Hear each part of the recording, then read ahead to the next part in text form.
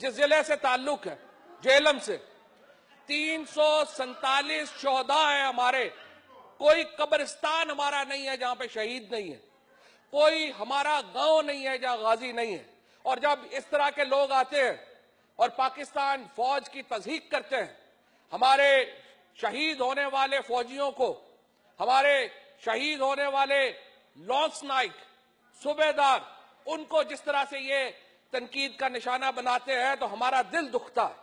तो सबसे पहले तो चेयरमैन साहब, यहां पे ओपन लाइसेंस नहीं है पाकिस्तान की फौज का। पाकिस्तान का आइन कहता है आप इस तरह से उसके ऊपर उनकी तज़हीक नहीं कर सकते।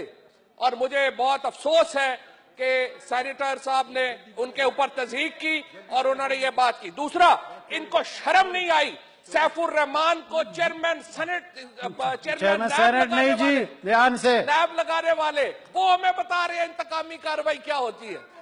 चेयरमैन कोरम पॉइंट आउट हो गया है जी। इन्होंने नैब का चेयरमैन काउंट भी लगाया मेड। और बेनजीर भुट्टो शहीद के साथ जो इन्होंने किया, इन्होंने जो बाकियों के साथ किया, ये हमें बताएंगे इंतकामी कार्रवाई क्या होती है। ना क्या बताएंगे काउंट भी मेड क्या होती है। चेयरमैन साहब, दूसरी बात, नैब ने पकड़ा, इनकी अपनी हुकूमत में केस बना, हमने तो नहीं उठाया।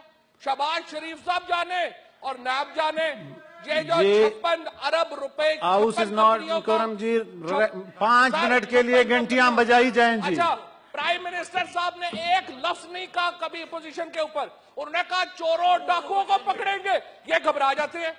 वो कहते हैं चोरों और डाकुओं का एहतसाब करो, इनका सांस खुश्क हो जाता है।